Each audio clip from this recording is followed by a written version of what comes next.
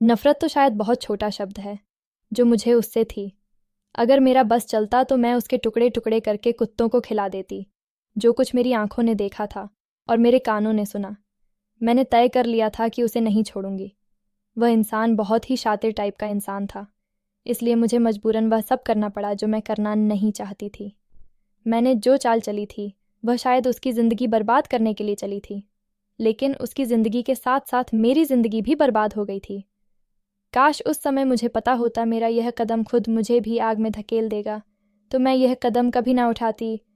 वह इस समय किचन में बर्तन धो रहा था जब मैं अपने कमरे से बाहर निकल कर आई और किचन की तरफ चल दी। उसे देखकर मेरे पूरे शरीर में आग सी लग गई थी। मैंने उसे पुकार कर कहा, देव। वह फौरन से पलटा था, कहने लगा, जी बीबी जी, कहिए। वही हसीन चेहरा, वही दिलकश मुस्कुराहट जो हर समय उसके चेहरे पर सजी रहती थी। लेकिन मुझे उसे देखकर गुस्सा आने लगा। मैं बड़े बर्दाश्त से उसे कहा, एक कप चाय बनाकर मेरे कमरे में लेकर आओ, मेरे सर में दर्द है। मेरी बात सुनकर उसने अपने हाथ में पहनी घड़ी की तरफ देखा, फिर कुछ अचंभित होकर कहने लगा, बीबी जी, रात का 1 बज रहा है। इस समय आपके कमरे में आना कुछ ठीक सा नहीं लग रहा। मैंने उससे कहा, मेरा बाप तुम पर अंधा भरोसा करता है, इसलिए तुम्हें चिंता करने की ज़रूरत नहीं है। तुम बस चाय लेकर मेरे कमरे में आओ। ये कहकर मैं अपने कमरे में चली गई। मैं एक ऐसा कदम उठाने वाली थी जिसका अंजाम कुछ भी हो सकता था, या फिर पार, लेकिन मेरे पास दूसरा कोई रास्ता ना था। मैं बिल्कुल बेबस होकर यह कदम उठा रही थी। मैंने फटे पुराने कपड़े पहन लिए, बल्कि वह नए थे, वह कपड़े मैंने ही फाड़ के रखे थे। कुछ देर बाद ही कमरे के दरवाजे पर दस्तक हुई। मैंने कहा, अंदर आ जाओ, दरवाज़ा खुला है। उस वक्त मेरे कमरे में बस नाइट बल्ब ही जल रहा था। जैसे ही देव चाय का कप अंदर लेकर आया, मैं दरवाजे के पीछे छुप गई। सामने बेड पर कंबल को इस तरह से रखा था जैसे कि कोई इंसान लेट हो। वह मेरे बेड की तरफ गया तो मैंने फ़ौरन से कमरा लॉक कर लिया और दरवाज़ा बंद कर दिया। वह फ़ौरन से पलटा तो मैंने अपना दुपट्टा उतार कर दूर फेंक दिया। मुझे अपने जज्बात पर बिल्कुल भी काबू न था। देव यह देखकर एकदम डर गया। उसने चाय का कप एक तरफ रखा। इससे पहले कि वह कमरे से बाहर निकलता, मैंने उसका हाथ पकड़ लिया। जब मैंने देव को पहली बार देखा था तो मुझे नहीं मालूम था कि ये इंसान आगे जाकर मेरी ज़िंदगी में क्या रोल निभाने वाला है, मेरी ज़िंदगी को कैसे तहस नहस करके रख देगा। जब पापा देव को घर लेकर आए थे तो मेरी उम्र उस समय सिर्फ 14 साल थी और पापा की लाई हुई गुड़िया के साथ खेल रही थी कि अचानक मैंने देखा कि मेरे पापा की गाड़ी अंदर दाखिल हुई। जैसे ही मेरे पापा की गाड़ी घर के अंदर दाखिल हुई थी तो मैं खुशी से उछल पड़ती थी। सारा खेल छोड़कर फ़ौरन से गेट की तरफ भागती थी। आज भी मैं खुशी से पापा की तरफ जाने लगी, लेकिन पापा के साथ एक लड़के को देखकर मेरे कदम रुक गए थे। काले रंग की शर्ट और ब्लू जीन्स में वह लंबे कद का लड़का था जिसकी उम्र यही कोई 18-19 साल रही होगी। मेरे पापा के साथ गाड़ी से नीचे उतरा। मुझे पापा ने अपने पास बुलाया और प्यार किया और घर के अंदर आ गए। पापा ने मेरी माँ को आवाज़ दी और कहा, यह हमारे घर का नौकर है और आज से घर के सारे काम यही करेगा। मेरी उम्र उस समय ऐसी थी कि मुझे अब लड़कों को देखकर थोड़ी सी घबराहट और झिझक होती थी। शायद यह लड़कपन की दहलीज पर पहला कदम था। वह लड़का बेहद खूबसूरत था और कहीं से भी नौकर नहीं लग रहा था। उसने अपनी नज़रें झुकाई हुई थीं। मैं कनखियों से उसे देख रही थी और अभी तक उसने मुझे नहीं देखा था, लेकिन मैं उसे देख ही जा रही थी। मेरे पापा ने मेरी घबराहट को भांपते हुए कहा कि इसका नाम देव है और यह आज से घर के सारे काम करेगा और तुम्हें स्कूल भी छोड़ कर आएगा और लेने भी आएगा। देव तुम्हारे भाई जैसा है, इससे घबराने की ज़रूरत नहीं है। जैसे ही पापा ने ऐसा बोला तो मैंने एक नज़र फिर से देव की तरफ देखा और उसने भी नज़र उठाकर मेरी तरफ देखा था, और यह पहली बार था जो हमारी आंखें चार हुई थीं। मैंने देखा उसकी आंखों के डोरे लाल थे जैसे कि कोई नशीली आंखें हों। उदासी उसकी उन लाल आंखों में भरी पड़ी थी। मुझे उसकी आंखों से न जाने क्यों डर सा महसूस हुआ था। मैंने फ़ौरन से नज़रें झुका लीं। वह मेरी इस हरकत पर मुस्कुराने लगा। पापा की बात से मुझे कुछ तसल्ली तो हुई थी, लेकिन फिर भी मैं उम्र के जिस हिस्से में थी कि मैं थोड़ी सी सावधान हो गई थी, वरना इससे पहले मैं लड़कों से लड़ती झगड़ती रहती थी। गली के लड़कों को मार मार कर भगा देती थी। अपने स्कूल से भी बेतहाशा लड़ाई करती थी। लेकिन जब से मैं 14वीं साल में कदम रखी थी, तब से मेरे अंदर बहुत सारे बदलाव आने लगे थे। और सबसे बड़ा बदलाव यह था कि मैं लड़कों से सावधान रहने लगी थी। कुछ दिन यूं ही गुजर गए। देव ने देखते ही देखते सारा घर संभाल लिया था। वह खाना बनाने का काम भी करता था और बाहर गेट की रखवाली भी करता था, बिल वगैरह जमा करवाता। यानी कि वह एक ऑलराउंडर लड़का था। मैं उसे देखकर हैरान हो जाती थी कि एक लड़का इतने सारे काम कैसे कर लेता है। लेकिन वह बहुत ही तेज़ था। शुरू में मैं देव को देखकर घबरा गई थी, लेकिन समय गुजरने के साथ साथ अब मुझे उससे कोई समस्या नहीं थी। वह अपने काम से कम रखता था। अब मुझे भी सुकून हो गया था। अब मैं उससे थोड़ी बहुत बात भी कर लिया करती थी। वह रोज़ाना मुझे सुबह स्कूल छोड़ने जाता और वापसी पर मुझे लेने भी आता था। कभी मुझे किसी सहेली के घर जाना होता था तो पापा इस मामले में भी देव पर ही भरोसा करते थे। अगर मुझे किताबें या कुछ और खरीदने के लिए बाजार जाना होता, तभी पापा कहते हैं कि देव के साथ चली जाओ। यानी कि मेरा कोई भी काम देव के बगैर पूरा नहीं होता था। मुझे अब वह अपना बॉडीगार्ड सा लगने लगा था। उसके साथ एक सुरक्षा का एहसास होता था।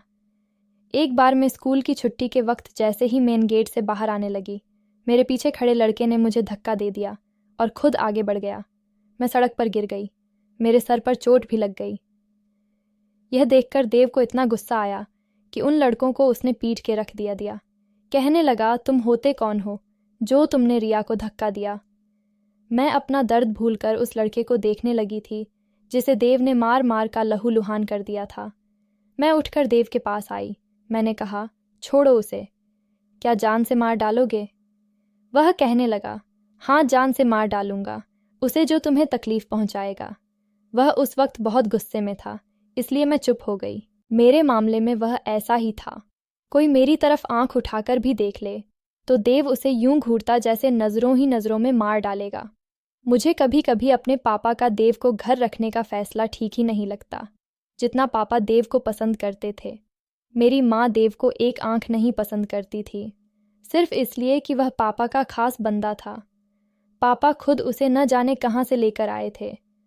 मम्मी पापा से कहती थीं कि जवान लड़के के साथ अकेली बेटी को ना भेजे, लेकिन पापा का हर बार एक ही जवाब होता था कि मुझे देव पर पूरा विश्वास है। देव को गाड़ी चलानी भी आती थी। इतनी सी उम्र में न जाने उसने इतने सारे काम कैसे और कहाँ से सीख लिए थे। वह हर रोज़ मुझे गाड़ी से सुबह स्कूल छोड़ने जाता और दोपहर को लेने जाता। मेरे पापा एक पढ़े लिखे सरकारी अफसर थे और मेरी माँ गांव की एक बिल्कुल ही अनपढ़ औरत थी। लेकिन पता नहीं कैसे हालातों में दोनों की शादी हो गई थी। मेरी माँ के पास खूबसूरती के अलावा कुछ भी नहीं था और इसी खूबसूरती ने मेरे पापा को शायद उनसे शादी करने पर मजबूर कर दिया होगा। लेकिन शादी के बाद उन्हें बहुत सारी प्रॉब्लम्स का सामना करना पड़ा था। पापा पढ़े लिखे थे, अपने दोस्तों की पार्टी में मम्मी को लेकर नहीं जाते थे। कहते थे, तुम्हें मेरी दोस्तों की वाइफ से मिलने के मैनर्स नहीं हैं, तुम मेरी इंसल्ट करवा देती हो। क्योंकि मम्मी आते जाते बहुत अजीब से कपड़े पहनती थी, बिल्कुल देहाती जैसे। मैंने हमेशा से अपनी माँ को ही कसूरवार समझा कि वह हर वक्त जाहिल औरतों की तरह चीखती चिल्लाती रहती थी। और मैं सोचती थी कि मेरी माँ के साथ आखिर क्या समस्या है। आखिर उन्होंने इतने सालों में अपने अंदर बदलाव क्यों नहीं लाई। धीरे धीरे मुझे एहसास होता गया कि समस्या मेरी माँ के साथ नहीं बल्कि मेरे बाप के साथ भी है।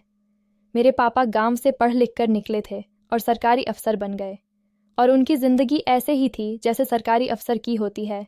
उन्होंने घर गाड़ी सब कुछ ले लिया था, लेकिन एक चीज़ जो पैसा आने के बाद हर मर्द के अंदर आ जाती है वो ये है कि वह रोज़ाना एक नई औरत की इच्छा रखता है। गरीबी में मर्द अपनी पत्नी के साथ गुजारा कर लेता है, लेकिन जैसे ही उसके पास पैसा आने लगता है तो वो एहसास होने लगता है कि उसकी पत्नी उसके लायक नहीं है और वह अपने पैसे से कुछ भी खरीद सकता है। इसी वजह से मेरे पापा ने बहुत सारी महबूबा बना रखी थी और जब मेरे पापा की इन सब कामों की खबर मेरी माँ को मिलती तो उनको बहुत गुस्सा आता था और लड़ाई झगड़े होने लगते थे। लेकिन एक बात हैरान कर देने वाली थी, यह लड़ाई झगड़ा कुछ समय से बढ़ना शुरू हुए थे। हालांकि इससे पहले दोनों एक दूसरे से खींचे खींचे तो रहते थे, लेकिन लड़ाई झगड़ा बहुत कम होते थे। मेरी समझ में यह बात नहीं आती थी कि अगर बाहर मेरे पापा का किसी के साथ कोई अफेयर था भी तो इस बात की परवाना मेरी माँ को कैसे मिल जाती है। कौन ये खबरें लाकर मेरी माँ को देता है। हालांकि मेरे पापा तो ऐसी खबरों को बहुत ही छुपा कर रखते थे। फिर आखिर कौन था जो मेरे पापा के अंदर की बातों को मेरी माँ तक पहुँचना था। खैर, समय गुजरने लगा और मैं बड़ी हो गई। मुझे इन बातों और इन मामलों की समझ आने लगी थी। मैं उन लड़कियों में से थी जो चाहती थी कि उनके घर में शांति बनी रहे और उनके माँ बाप के बीच हमेशा मोहब्बत बनी रहे। लेकिन कुछ समय से मेरे घर का सुकून बर्बाद होकर रह गया था। मेरी माँ तो पहले ही लड़ाई झगड़ा करती थी, लेकिन वह छोटे मोटे कारण जिनकी वजह से घर में लड़ाई झगड़े रहते थे, जैसे कभी पापा घर के लिए खर्च कम देते तो मम्मी इस बात पर गुस्सा होती थी और उनके बीच लड़ाई होने लगती थी। तो कभी मम्मी कहती है कि मुझे शॉपिंग पर जाना है तो पापा साफ मना कर देते और फिर दोनों के बीच लड़ाई होने लगती। ऐसे ही छोटी छोटी बातों को लेकर दोनों आपस में लड़ पड़ते थे, लेकिन धीरे धीरे यह लड़ाइयाँ बढ़नी शुरू हो गई थीं। दोनों के बीच होने वाली लड़ाइयाँ नॉर्मल नहीं थीं। उनका चीखना चिल्लाना, घर के सामान को तोड़ना फोड़ना, मेरे बाप का अपने आप को गोली मारने की धमकी देना और मेरी माँ का जहर खाने की धमकी देना, दोनों मरने मारने पर आ जाते थे। और मेरी माँ की सहनशक्ति अब दिन ब दिन खत्म होती जा रही थी। मैं अपनी माँ को समझती थी कि बर्दाश्त करो, लेकिन मेरी माँ ने कहा कि मैं सब कुछ बर्दाश्त कर सकती हूँ, लेकिन तुम्हारे बाप की दूसरी औरतों के साथ नाजायज़ संबंध बर्दाश्त नहीं कर सकती हूँ। माँ की बात सुनकर मैं हैरान हो गई थी कि आखिर माँ को ये खबरें देता कौन है। फिर कुछ समय से मैंने यह बात नोट की थी कि मेरी माँ जो देव के आने से नाखुश थी और हर वह इंसान जो मेरे बाप को पसंद होता था उससे मेरी माँ नफ़रत करती थी। इसीलिए देव से भी मेरी माँ को नफ़रत थी। लेकिन कुछ समय से मैं देख रही थी कि मेरी माँ देव पर ज़्यादा ही मेहरबान होती जाती। फिर मैंने देखा काफ़ी समय से कि मेरी माँ और देव कमरे में अकेले होते थे और दोनों की हल्की हल्की बातों की आवाज़ भी आती थी। 3 साल गुजर गए थे और मैं 17 साल की हो गई थी और अब काफ़ी समझदार भी हो गई थी। मेरी ज़िंदगी का सबसे बड़ा मसला मेरे घर का माहौल था। एक दिन मैं कॉलेज से जल्दी वापस आ गई थी तो मैंने देखा कि घर में बिल्कुल सन्नाटा है और मेरी माँ के कमरे से हल्की हल्की आवाज़ें आ रही हैं, जैसे मेरी माँ किसी से बातें कर रही हूँ। मैं आराम से दरवाज़ा पूरा दरवाज़ा नहीं खोला था, थोड़ा सा खोल कर देखा कि बेड पर देव मेरी माँ के साथ बैठा हुआ है और उनके बिल्कुल करीब उन्हें कोई बात बता रहा है और मेरी माँ भी समझने के अंदाज में देव की बातें सुन रही है। और फिर एकदम मेरी माँ के चेहरे का रंग लाल हो गया था, जैसे उन्हें बहुत गुस्सा आ गया हो। शुरू में तो मुझे कुछ समझ नहीं आया, लेकिन थोड़ी देर बाद जब मेरे पापा घर आए तो मेरी माँ ने एक कोहराम मचा दिया था और फिर मुझे सब समझ आ गया कि मेरे घर में आग लगने वाला कोई और नहीं, देव ही है। और वह मेरे माँ बाप दोनों का चाहता बनकर बैठा हुआ था। मेरे बाप की बातें मेरी माँ को बताता था और मेरी माँ की बातें मेरे बाप को बताता था और इन दोनों के इस बीच में बहुत ज़्यादा पैसे भी वसूला करता था। मेरे बाप की जासूसी के लिए मेरी माँ देव को पैसे देती थी और फिर देव पैसे लेकर मेरी माँ को मेरे बाप की तमाम खबरें देता था और अपना नाम राज रखने को कहता था। इसी तरह घर में होने वाले तमाम मामलों की खबर देव मेरे बाप को दिया करता था कि कौन आ रहा है, कौन जा रहा है। मेरे नानी नाना की तरफ के जो भी रिश्तेदार आते थे मेरे पापा को, वह लोग बिल्कुल भी पसंद नहीं थे और इसीलिए पापा की गैर मौजूदगी में वह लोग आया करते थे और यह सारी बातें देव मेरे बाप को बता रहा था और इसी वजह से दोनों के बीच झगड़ा दिन ब दिन बढ़ते जा रहे थे। तब मुझे अंदाज़ा हो गया कि मेरे घर में यह आग देव की लगाई हुई है। अगर वह यह काम करता था तो चोरी भी करता होगा, लेकिन सबकी आंखों पर उसके विश्वास की पट्टी बंधी हुई थी और मेरे माँ बाप दोनों का उस पर अंधा विश्वास था। वह एक पक्का खिलाड़ी था और इस तरीके से खेल खेलता था कि किसी को उस पर ज़र्रा बराबर भी शक नहीं होता था। लेकिन मैं सब कुछ समझ गई थी और मुझे उसका पत्ता इस घर से कटवाना था, जो कि आसान नहीं था। सबसे पहले मैंने सोचा कि मैं देव से सीधी बात करती हूँ और उसे वार्निंग देती हूँ। अगर वह बाज आ गया तो ठीक है, वरना मुझे दूसरा रास्ता अपनाना पड़ेगा, लेकिन मुझे हर हाल में अपने घर को बचाना था। मेरा एक भाई था जो मुझसे छोटा था। वह इन चीज़ों से दूर रहता था। उसकी अपनी एक अलग दुनिया थी, वह अपनी ही दुनिया में खुश था। लेकिन मैं इस घर की बेटी गज थी और मुझे इस घर की चिंता थी। एक दिन मैं देव के पास गई। वह किचन में खाना बना रहा था। मैं उसके सामने जाकर खड़ी हो गई तो वह इस तरह से मुझे देखकर चौंक गया। उसने हमेशा मुझे बच्चों की तरह ट्रीट किया था। कहने लगा, रिया देखो, मैं खाना बना रहा हूँ और वही बनाऊँगा। जो तुम्हें खाना पसंद है, बस अलग से कोई फरमाइश मत करना मुझे। वह मुझे समझा रहा था। उसे लगा कि मैं उसे खाने की कोई नई फरमाइश करने आई हूँ। वह मुझे बच्चों जैसा व्यवहार रखता था, लेकिन मैं बच्ची नहीं थी। मुझे किचन में देखकर उसने पूछा, तुम किचन में यूं आई हो, क्या तुम्हें किसी चीज़ की ज़रूरत है? वह बड़े प्यार से मुझसे पूछ रहा था। मैं उसकी आंखों में देखने लगी। वह मेरे इस तरह देखने पर गड़बड़ सा गया था। फ़ौरन से नज़रें बदल कर वह कटिंग बोर्ड पर सब्ज़ी काटने लगा। मेरी मौजूदगी उसे उलझा रही थी और वह बार बार दरवाजे की तरफ भी देख रहा था कि कहीं मेरे पापा या माँ ना आ जाए, क्योंकि मैं बिल्कुल उसके पास खड़ी थी। इतनी पास कि उसकी सांस लेने की सरसराहट मेरे कानों में साफ सुनाई दे रही थी। घबराहट की वजह से उसकी सांसें तेज़ होने लगी थीं। वह जैसा भी था, लेकिन उसने गलत निगाह डालने की गलती कभी नहीं की थी, क्योंकि वह जानता था कि मुझ पर गलत निगाह डालने का मतलब था उसे नौकरी से हाथ धोना। और यहाँ जो ऐश व आराम की ज़िंदगी वह गुजर रहा था, ना सिर्फ यह उसे छिन जाएगा, बल्कि मेरे पापा उसे जान से भी मार देंगे। अगर उसने मेरे साथ कुछ भी गलत किया तो वह बहुत बड़ा खिलाड़ी था और गलती नहीं करता था, लेकिन मैं उससे भी बड़ी खिलाड़ी थी। वह तेज़ था, लेकिन मैं उसकी सोच से भी ज़्यादा तेज़ थी। जब मैं काफ़ी देर तक उसे देखती रही और उसके करीब से नहीं हटी, तो वह परेशान हो गया और बोला कि यहाँ से चली जाओ। अगर किसी चीज़ की ज़रूरत नहीं है तो तुम यहाँ क्यों खड़ी हो? मैंने कहा कि मेरे घर में आग मत लगाओ देव, वरना मैं तुम्हारी ज़िंदगी में आग लगा दूंगी। मेरी बात सुनकर उसके सब्ज़ी काटते हाथ एक पल को रुक गए और उसने अजीब सी नज़रों से मुझे देखा, जैसे हैरान हो गया हो। उसे लगा मुझे पता नहीं चलेगा कि वह क्या खेल खेल रहा है। पहले वह कुछ सोचने लगा और फिर कहने लगा, क्या बोल रही हो तुम रिया? कौन सी आग लगाई है मैंने तुम्हारे घर में? वह मुझे बच्चों की तरह ट्रीट कर रहा था।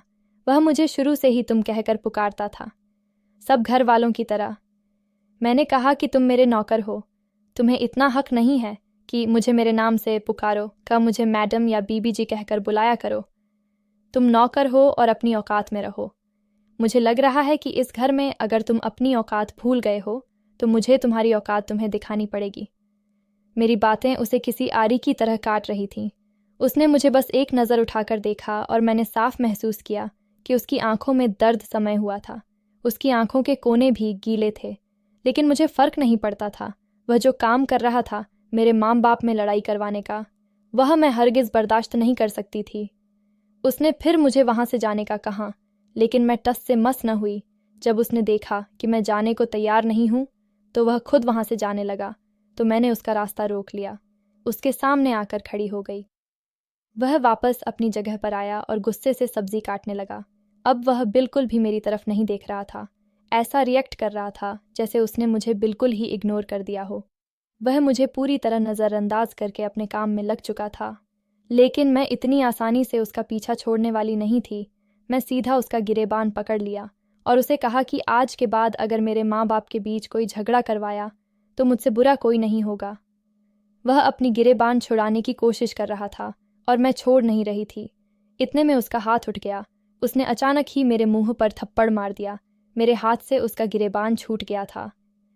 मैंने गुस्से और अविश्वास से कहा, तुमने मुझे थप्पड़ मारा? मैंने हैरत से सवाल किया था। मैंने कहा, तुम्हारी हिम्मत कैसे हुई मुझ पर हाथ उठाने की? मैं उस पर सीख रही थी कि अचानक मेरी नज़र उसके हाथ पर गई। वह छुरी से अपना हाथ जख्मी कर चुका था, अपना वह हाथ जिससे उसने मुझे थप्पड़ मारा था। उसे जख्मी करके अब वह कटिंग बोर्ड की तरफ नज़रें झुकाकर देख रहा था। मैं देखकर हैरान हो गई थी। ये कैसा इंसान था और उसके दिमाग में आखिर चल क्या रहा था? उसके हाथ से खून बहने लगा था और अभी तक छुरी पर उसकी पकड़ मजबूत थी।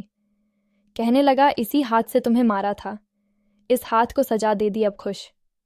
उसकी आंखों में न जाने ऐसा क्या था कि मैं कांप उठी थी। मैं उसे छोड़कर अपने कमरे में भाग गई और कमरे का दरवाज़ा लॉक कर दिया। मेरा दिल बेचैन सा हुआ था। अगली सुबह जब मैं कॉलेज जाने लगी तो देखा उसके हाथ पर पट्टी बंधी हुई थी। वह रोज़ मुझे गाड़ी से कॉलेज छोड़ने जाता था। मैंने उसके हाथ की तरफ देखते हुए कहा कि इंसान ऐसा काम ही न करे, इसके बाद उसे पछताना पड़े। मेरी बात पर उसने कुछ नहीं कहा और कार का दरवाज़ा खोल दिया। काफ़ी दिन तक खामोशी रही। मुझे लगा वह सुधर गया है, क्योंकि घर में अब शांति थी।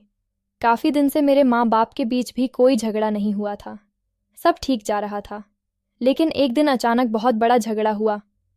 पापा ने मेरी माँ को तलाक की धमकी दे दी। और घर से इस समय निकल जाने के लिए कह दिया। तभी मैंने उनके सामने हाथ जोड़ दिए और रोने लगी कि भगवान के लिए अपनी लड़ाई ख़त्म कर दें, वरना मैं खुद को नुकसान पहुंचा लूँगी। मेरे आंसू देखकर मेरे पापा का दिल नरम हो गया, क्योंकि मैं उनकी सबसे बड़ी कमज़ोरी थी। वह मुझे उदास भी नहीं देख सकते थे। फिर काफ़ी दिन तो जैसे घर को सांप सूख गया हो। मैं अपनी माँ से वजह पूछी इस लड़ाई की, तो एक बार फिर से मुजरिम देव ही निकला। देव ने मेरी माँ को बताया कि मेरे बाप ने एक तवायफ से शादी कर ली है। उधर पापा का कहना था कि यह सब झूठ है। हाँ, ये बात सच है कि मैं बाहर 1-2 अफेयर चला लेता हूँ, लेकिन नौबत शादी तक नहीं पहुँची है। मैं समझ गई यह आग भी देव की लगाई हुई थी, यानी कि वह मेरे वार्निंग देने के बाद भी नहीं सुधरा था। कहते हैं चोर चोरी से जाए, लेकिन हेरा फेरी से नहीं जाता। मेरा जी चाहा देव को जान से मार डालूंगी। कुछ पैसों के लिए वह मेरी माँ बाप की जिंदगी किस मोड़ पर ले आया था। वह इंसान ड्रामेबाज था, झूठा था। देव पर मेरी धमकी का कोई असर नहीं हुआ था। उसे लगा मैं एक कमज़ोर सी लड़की हूँ, उसका कुछ नहीं बिगाड़ सकती। लेकिन मैं उसके साथ अब क्या करने वाली थी, वह सोच भी नहीं सकता था। मैंने गुस्से में आकर अपने दिमाग में एक ऐसा प्लान तैयार किया कि उसे पूरा करने के बाद देव का पत्ता पूरी तौर पर इस घर से काटने वाला था। लेकिन शायद मैं भूल गई थी कि इस कदम से मेरी ज़िंदगी की रौनकें भी ख़त्म हो जाएंगी। कुछ दिन में सब रूटीन पर आ गया था। इससे पहले कि कुछ और बड़ा होता, अब मुझे जल्दी ही अपना काम कर देना था। ऐसे ही एक रात थी। रात के 1 बज रहे थे। मेरे मम्मी पापा अपने कमरे में थे और देव किचन में रात के खाने के बर्तन धो रहा था। मैं उसके पास गई और बोली कि मेरे सर में दर्द हो रहा है, मुझे अच्छी सी चाय बना दो। सर्दियों की रातें थीं और मैं अक्सर उसे चाय का कहती रहती थी, इसलिए वह बिना कुछ कहे मेरे लिए चाय बनाने की इरादे से किचन में आ गया। मैं खामोशी से अपने कमरे में आ गई और देव का इंतज़ार करने लगी। मैं घड़ी की तरफ देख रही थी। घड़ी में रात का 1:15 बजा रही थी। आज की रात देव की इस घर में आखिरी रात साबित होने वाली थी। हर तरफ खामोशी थी। थोड़ी ही देर में देव मेरे कमरे में चाय लेकर आने वाला था। मैंने तुरंत अपने पड़े हुए कपड़े पहन लिए। जैसे ही वह आया, मैं बिजली की तेज़ी से उठी और कमरे के दरवाजे को कुंडी लगा दी और उसके सीने से लग गई और ज़ोरदार चीख मारी और चीखते हुए कहने लगी, पापा मुझे बचाए, मुझे बचा ले। यह इंसान मुझे। देव मत करो, यह सब गलत है। मेरी बात यहीं तक पहुंची थी कि देव बुरी तरह बदहवास हुआ था। उसने मेरे मुंह पर हाथ रखकर मेरी चीख दबानी चाही, लेकिन मेरी चीखों को सुनकर मेरे माँ बाप भागते हुए मेरे कमरे तक आए थे। लेकिन मैं खुद दरवाजे को कुंडी लगा रही थी। सब कुछ वैसा ही हो रहा था जैसा मैंने सोचा था। सब इतना अचानक हुआ कि देव को कुछ भी समझ नहीं आया कि मैं क्यों चीख रही हूँ। वह मेरे माँ बाप की आवाज़ सुनकर हक्का बक्का रह गया था। वह दरवाजे के बाहर से पूछ रहे थे कि रिया क्या हुआ है। देव जल्दी ही सारा मामला समझते हुए मुझसे पीछे हटा और दरवाजे तक आया ताकि अपनी सफाई पेश कर सके। मैं तेज़ी से आकर देव को धक्का दिया और दरवाज़ा खोल दिया। इससे पहले कि देव बाहर जाता, मैं जल्दी से बाहर निकली और पापा से लिपट कर रोने लगी। मैंने कहा, पापा देव ने मेरी इज्जत। मैं बहुत बुरी तरीके से अपने पापा के साथ लिपट कर रोए जा रही थी और मेरे पापा का चेहरा गुस्से से लाल हो चुका था और उनकी आंखों में उत्तर आया था। वह लाल आंखों से देव को देखे जा रहे थे। देव कहने लगा, नहीं मालिक, मैंने रिया के साथ ऐसा कुछ भी नहीं किया है। मैं तो ऐसा कुछ करने के बारे में सोच भी नहीं सकता। वह झूठ बोल रही है। पापा ने मुझे अपने आप से अलग किया और देव को गिरेवान से पड़कर नीचे गिराया और फिर लातों घुसों से उसे मरने लगे। पापा देव से कहता जा रहे थे, तुम्हारी हिम्मत कैसे हुई मेरी बेटी को हाथ लगाने की। देव ने कहा कि मेरा कोई दोस्त नहीं, आपकी बेटी ने खुद मुझे कमरे में बुलाया था। देव की बात सुनकर मेरे पापा ने और ज़ोर से उसे मारना शुरू कर दिया और बोलते जा रहे थे कि मेरी बेटी तुझे बुलाएगी। नमक हराम मेरी बेटी पर इल्ज़ाम लगाता है। मेरी बेटी तुझे कमरे में बुलाएगी। पापा एक ही शब्द बोले जा रहे थे। फिर पापा ने पुलिस को फ़ोन किया और मम्मी से कहने लगे कि पुलिस के सामने बयान देना कि यह मेरे घर पर काम करता था, लेकिन आज की रात यह सोना और कुछ पैसे चुराकर फरार हो रहा था तो रंगे हाथों पकड़ा गया है। फिर मेरे पापा ने मेरी माँ से कहा कि एक थैली में जितने भी पैसे और सोना है वह डाल कर ले आओ ताकि पुलिस को विश्वास हो जाए और रिया की बदनामी ना हो। मेरी माँ ने वैसा ही किया। पुलिस वालों का नाम सुनकर देव घबरा गया। उसने कहा कि साहब, मुझे जितनी सज़ा देनी है दे दो, लेकिन मुझे पुलिस के हवाले मत करो। पापा ने कहा कि तुम्हें पुलिस के हवाले करना ही ठीक रहेगा। जब वह तुम्हारी अच्छे से खातिरदारी करेगी तब तुम्हारी अक्ल ठिकाने आएगी। दिल तो कर रहा है तुम्हारी जान ले लूं और तुम्हारी लाश कुत्तों के सामने फेंक दूं। यह कहकर पापा ने एक और लात देव के मुंह पर मारी थी। वह दूर जाकर गिरा था। थोड़ी देर में पुलिस आ गई और पापा ने देव को पुलिस के हवाले कर दिया और यह मंजर मेरे लिए बहुत ही खुशी भरा था। पुलिस उसके हाथों में हथकड़ियाँ डालकर उसे ले जा रही थी। उसने अजीब सी नज़रों से मुझे देखा। उसकी आंखों से आंसू बह रहे थे। जब तक वह पुलिस की जीप में बैठ नहीं गया मुझे ही देखे जा रहा था और मैं बहुत खुश थी कि मैंने देव को हरा दिया था। लेकिन यह मेरी गलत फहमी थी। अभी एक और काली रात भी आने वाली थी जो देव को इस घर में गुजारनी थी। देव के जाने के बाद मेरे घर में सुकून हो गया था और मैं बहुत खुश थी कि देव का पत्ता कट गया है और 2 साल इतने सुकून से गुजरे कि जिसका कोई जवाब नहीं था। मुझे नहीं पता था देव के साथ क्या हुआ जेल में, लेकिन इतना पता था कि मेरे पापा के कहने पर उसके साथ बहुत बुरा हुआ था। इस बार मेरे पापा ने किसी मर्द को घर में नौकर रखने की गलती नहीं की थी। वह एक औरत को लेकर आए थे जो घर का सारा काम करती थी और फिर मेरे माँ बाप के बीच भी संबंध अच्छे हो गए थे। हर तरफ चैन ही चैन दिख रहा था। मेरी उम्र अब 19 साल हो गई थी और पापा ने फैसला किया कि वह जल्दी ही मेरी शादी कर देंगे और इस मकसद के लिए उन्होंने मेरे लिए रिश्ते ढूंढने भी शुरू कर दिए थे। मैं इतनी जल्दी शादी नहीं करना चाहती थी। अपनी पढ़ाई पूरी करके फिर शादी करना चाहती थी। लेकिन जो कुछ भी हुआ उसके बाद मेरे पापा के दिल में एक डर सा बैठ गया था, इसलिए वह जल्द से जल्द मेरी शादी कर देना चाहते थे। सब कुछ ठीक चल रहा था और उधर मेरे लिए बहुत अच्छा रिश्ता मेरे पापा को मिल भी गया था। लड़का बहुत ही अच्छी पोस्ट पर था और देखने का भी अच्छा था। सब कुछ ठीक जा रहा था कि मेरी ज़िंदगी में एक ऐसा तूफान आ गया जिसने मेरा सब कुछ तहस नहस करके रख दिया। मेरी शादी की ज़ोरों शोर से तैयारी शुरू हो गई थी और रोज़ाना मेरी माँ शॉपिंग पर निकल जाती थी। कभी मैं उनके साथ जाया करती थी और कभी मेरा दिल नहीं चाहता तो मैं नहीं जाती थी। एक ऐसी ही रात थी जब मेरी माँ शॉपिंग के लिए निकल पड़ी और मेरे पापा शहर से दूर किसी काम के लिए गए थे और मैं घर पर बिल्कुल अकेली थी। मेरे साथ वही नौकरानी थी जिसको मेरे पापा कुछ साल पहले लेकर आए थे। मेरे माँ बाप जब भी घर से बाहर जाते थे तो नौकरानी को मेरे साथ छोड़कर जाते थे और मुझे भी उस नौकरानी के साथ सुरक्षा का एहसास होता था क्योंकि वह एक उम्र दराज औरत थी और काफ़ी अच्छी थी। उस रात मेरी नौकरानी ने कहा कि उनकी तबीयत कुछ ठीक नहीं है, वह अपने क्वार्टर में सोने के लिए जा रही है। तो मैं उनसे कहा ठीक है, आप चली जाए, मैं खाना खुद ही बनाकर खा लूँगी। कोई प्रॉब्लम नहीं है। मैं किचन में आ गई खाना बनाने के लिए। मैं खाना बनाने लगी और सोचती जा रही थी कि अब मेरा इस घर में बहुत कम समय बच गया है और यही सोचकर मेरी आंखों में आंसू आ रहे थे। अचानक मुझे एहसास हुआ कि घर में कोई दाखिल हुआ। मुझे महसूस हुआ कि कोई खिड़की से अंदर आया है। इससे पहले कि मैं कुछ सोचती अचानक से किचन का पिछला वाला दरवाज़ा खुला और मैंने देखा कि देव वहाँ से दाखिल हो रहा है। मैंने उसकी तरफ देखा और डर की एक लहर मेरी रीढ़ की हड्डी में दौड़ गई थी। एक पल भी मुझे समझने में नहीं लगी कि वह मुझसे बदला लेने आया है। मुझे तो लग रहा था कि वह अभी तक जेल में है। वह जेल से कब और कैसे निकला ये मुझे नहीं मालूम था। शायद मेरे पापा को भी मालूम नहीं था कि वह जेल से छूट चुका है। मैं उसे देखते ही एकदम अपने कमरे की तरफ भागी और वह भी मेरे पीछे भागने लगा। मैंने बड़ी मुश्किल से दरवाज़ा बंद करना चाहा, लेकिन उसने दरवाजे को धक्का दिया और मेरे कमरे के अंदर आ गया। उसने दरवाजे को कुंडी लगा दी और मुझे अजीब सी नज़रों से देखने लगा और मेरी तरफ कदम बढ़ने लगा। मैंने उसे कहा कि खबरदार, जो तुमने मुझे हाथ भी लगाया तो। उसने मुझसे कहा, क्यों ना हाथ लगाऊं तुम्हें? मैंने तो तुम्हारी पहले ही इज्जत बर्बाद कर दी थी ना। अब क्यों दूर भाग रही हो? जानती भी हो इज्जत बर्बाद करना किसे कहते हैं।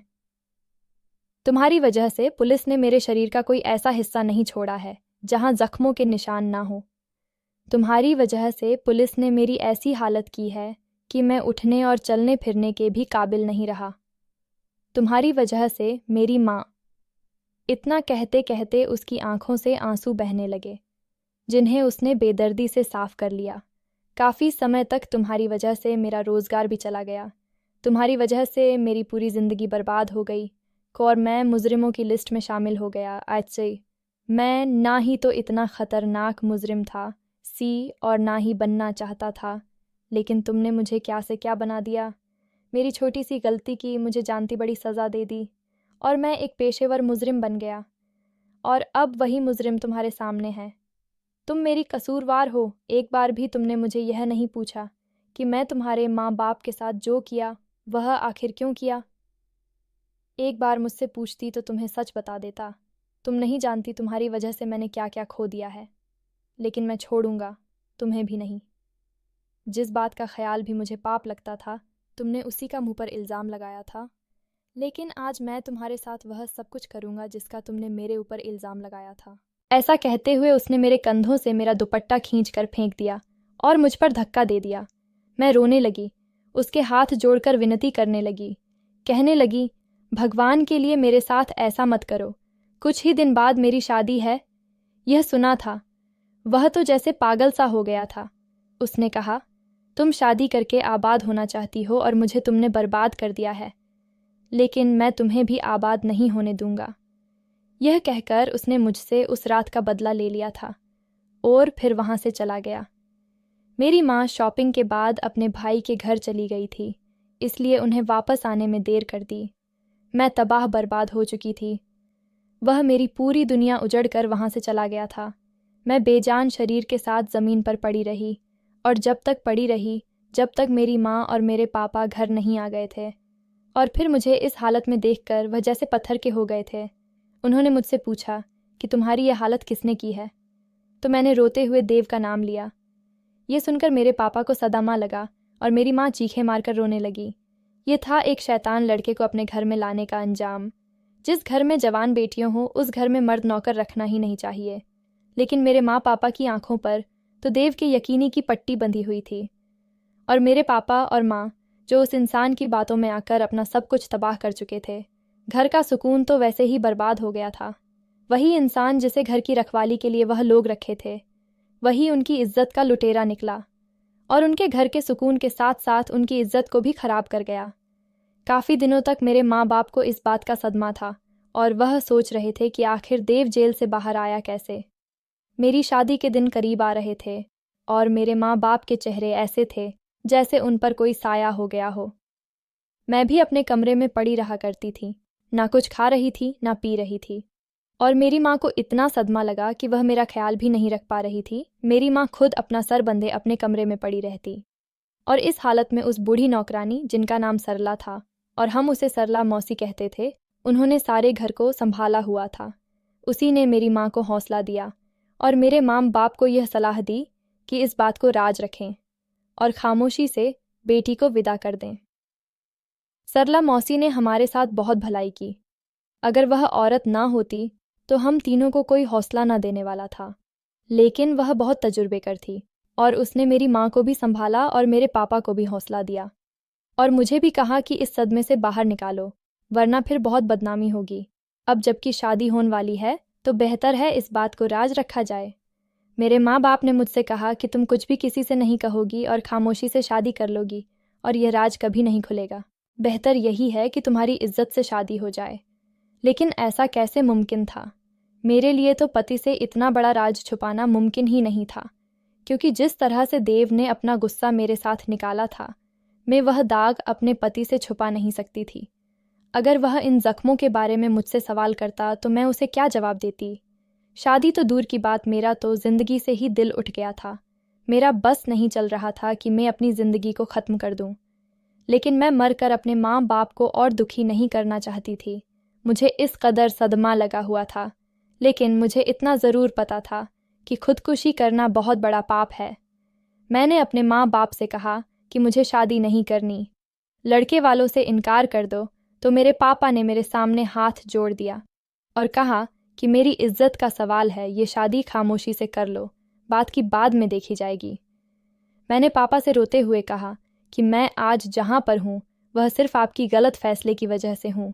मैं तो बच्ची थी, मुझे कुछ मालूम नहीं था, लेकिन आपको तो सब कुछ मालूम था कि जवान बेटी के होते हुए जवान नौकर को घर पर नहीं रखना चाहिए। उन्होंने न सिर्फ उसे घर में रखा बल्कि हर जगह मुझे उसके साथ भेज भी देते थे। मेरी बातें सुनकर मेरे पापा रोने लगे तो मुझे उनका दुख हुआ और फिर मुझे लगा कि मैं ज़्यादा ही गलत बोल गई हूँ। पहले ही वह मेरी वजह से काफ़ी परेशान थे। मैंने कहा कि ठीक है, मैं शादी करने को तैयार हूँ। मेरी बात सुनकर वह मुझे गले लगाकर रोने लगे और मुझसे माफ़ी भी मांगने लगे। उन्होंने कहा कि मेरी बच्ची, मैं तेरा मुजरिम हूँ, मुझे माफ़ कर दे, मेरी वजह से आज तेरे साथ इतना बड़ा जुल्म हुआ है। हम सब घर वालों ने खामोशी बरतली थी और शादी के दिन करीब आ रहे थे और मेरी परेशानी बढ़ती जा रही थी। फिर मैं अपने मंगेतर को सारी सच्चाई बताने का फ़ैसला किया। मैंने सोचा मुझे अपने होने वाले पति के साथ धोखा नहीं करना चाहिए, इसलिए मैंने उसे मिलने के लिए बुलाया। वह मुझसे मिलने मेरे घर आया। उसने मुझसे पूछा कि तुमने मुझे चोरी छुपे क्यों मिलने के लिए बुलाया है। तो मैंने कहा कि मुझे आपको कुछ बताना है, उसके बाद फ़ैसला आपका होगा। मेरी बातें सुनकर वह थोड़ा परेशान हुआ। उसने कहा, क्या बताना है? तो मैंने अपने ज़ख्म दिखाए। मेरे ज़ख्म देखकर वह थोड़ी देर खोया रहा और फिर बोला कि तुम्हारी यह हालत किसने की है। और फिर मैंने सारी बात उसे बता दी कि मेरे नौकर ने यह सब कुछ मेरे साथ किया है और मुझसे बदला लेने के लिए किया है। वह थोड़ी देर तक सोचता रहा और मैं सर झुका के उसके सामने बैठी रही। उसने पूछा, क्या तुम यह शादी नहीं करना चाहती? तो मैंने कहा कि मेरी ज़िंदगी से दिल ही उठ गया है, लेकिन मैं खुदकुशी जैसा पाप भी नहीं करना चाहती, वरना शादी तो दूर, मैं तो अब जीना ही नहीं चाहती थी। मगर मेरे माँ बाप की ज़िद है कि मैं उनकी इज्जत रख लूँ और शादी कर लूँ। लेकिन मेरे ज़मीर ने गवारा नहीं किसा कि मैं आपको धोखा दूँ और आपको अंधेरे में रख कर आपसे शादी करूँ। वह तो माँ बाप है तो मेरा राज राज ही रखना चाहेंगे, लेकिन मैं आपको धोखे में नहीं रखना चाहती हूँ। उसे शायद मेरी यह बात अच्छी लगी और उसने कहा कि मैं तुमसे शादी करने के लिए तैयार हूँ। सारी सच्चाई जानकर उसका मुझसे शादी के लिए राज़ी होना मुझे किसी चमत्कार से कम नहीं लग रहा था। जो कुछ हो चुका था उसके बाद मेरे अंदर जीने की कोई उमंग नहीं बची थी, लेकिन ज़िंदा रहना मजबूरी थी। और फिर मेरी शादी का दिन आ गया और शादी भी हो गई, लेकिन ये सिलसिला यहीं पर ख़त्म नहीं हुआ। मुझे नहीं पता था कि और कितनी मंजिलें बाकी है जो मुझे तय करनी है। इस हालत में शादी हो जाना लड़की के लिए समस्या का हल नहीं होता, कुछ मुश्किल और भी होती है। शादी के बाद भी जन्म लेते हैं और मेरे लिए भी बहुत सारे मसलों ने जन्म ले लिया था। और सबसे बड़ा मसला था, शादी की पहली रात ही मेरे लिए खड़ा हो गया था। जब मेरा पति मेरे करीब आया तो एकदम से मुझे वहीं काली भयानक रात याद आ गई और मैंने चीखना चिल्लाना शुरू कर दिया था। मुझे वह रात याद आने लगी जब देव ने मेरे साथ जुल्म किया था। मेरे ऊपर पागलपन का दौरा पड़ चुका था और मैं सीखना चिल्लाना शुरू कर दिया। चीख चीख कर मैंने पूरा घर सर पर उठा लिया और फिर चीखते चीखते मैं बेहोश हो गई। मेरे अंदर अभी भी भयानक रात का डर था। वह डर मेरे अंदर से कभी निकलने वाला नहीं था।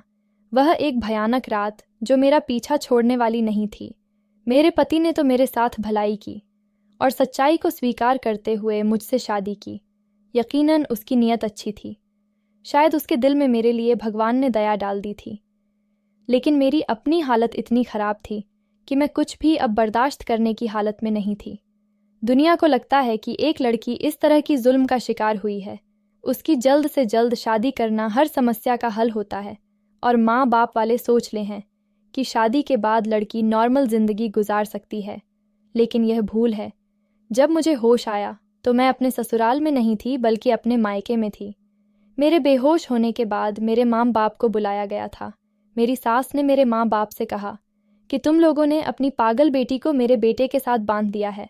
तुम्हारी बेटी पागल है और उसे पागलपन के दौरे पड़ते हैं। यह तमाम बातें सुनकर मेरा पति भी खामोश रहा। उसके पास भी बोलने के लिए कुछ नहीं था। मेरी सास मुझे पागल कह रही थी और वह बिल्कुल ठीक ही कह रही थी। मैं पागल ही तो हो चुकी थी। मुझे मेरी सास ने तलाक करवा दी। मेरे माँ बाप मेरा गम बर्दाश्त ना कर सके और एक एक करके दोनों ही इस दुनिया से चले गए थे। मैं अकेली तन्हा रह गई थी। 5 साल बीत गए थे। मैं स्कूल में टीचर की नौकरी करने लगी थी, अपना दिल बहलाने के लिए। अपने छोटे भाई को पढ़ने के लिए मैंने बोर्डिंग स्कूल में डाल दिया था, क्योंकि घर में उसके ऊपर कोई समय देने वाला नहीं था और वह डिप्रेशन का शिकार होने लगा था। जब एक बार छुट्टी के समय मैंने देखा कि मेरे स्कूल में पढ़ने वाली बच्ची को लेने आने वाला उसका नौकर कोई और नहीं बल्कि देव था, उसे देखकर मेरा जी चाहा उसे जान से मार डालूं। वह भी मुझे देख के चुप था। मैं नफ़रत से अपना मुंह फेर लिया। मैं उसकी शक्ल भी देखना नहीं चाहती थी। मैं घर चली गई, लेकिन मैं अंदर से बुरी तरह टूट चुकी थी। अपन अंदर उठने वाले गुस्से पर काबू पाने लगी। जब शाम के समय दरवाजे पर दस्तक हुई, मैं उस समय हॉल में बैठी चाय पी रही थी। सरला मौसी अंदर काम कर रही थी। मैंने ही उठकर दरवाज़ा खोला तो सामने देव को देखकर मेरी आंखें नफरत से लाल हुई थीं। देव कहने लगा, मुझे सज़ा दो रिया, मैंने तुम्हारे साथ बहुत बुरा किया है, लेकिन तब से मैं भी सुकून में नहीं रहा हूँ। बहुत बार चाहा कि तुमसे माफ़ी मांग लूँ, लेकिन हिम्मत नहीं हुई। मैं गुस्से से कहा कि निकल जाओ यहाँ से। वह कहने लगा, एक बार मेरी बात सुन लो, मैं कोई झूठी कहानी नहीं सुनाऊंगा। फिर वो कहने लगा, मेरी माँ कैंसर की मैरिज थी और उनके इलाज के लिए मुझे बहुत ज़्यादा पैसे चाहिए थे, जो मेरी तनख्वाह से बहुत नहीं होता। जो मुझे अपनी माँ से बहुत मोहब्बत थी, मैं उन्हें खोना नहीं चाहता था। उनके अलावा मेरा इस दुनिया में कोई नहीं था। पापा तो मेरे बचपन में ही मुझे छोड़कर चले गए थे। मेरी माँ ने मुझे माँ और बाप बनाकर पाला था। मैं उन्हें हर हाल में बचाना चाहता था, और चाहे इसके लिए मुझे कुछ भी करना पड़ता। उसे दिन मैं हॉस्पिटल के बाहर बैठा रो रहा था, जब तुम्हारे पापा मेरे सामने से गुजरे थे। मुझे रोता देखकर वह मेरे पास आए और मुझे मेरे रोने की वजह पूछी। मैंने उनसे बस इतना कहा कि मुझे कुछ काम दिला दो, और फिर उन्हें शायद मुझ पर दया आ गई और वह मुझे अपने घर ले आए। जब मैं तुम्हारे घर आया तो रोता हुआ आया था।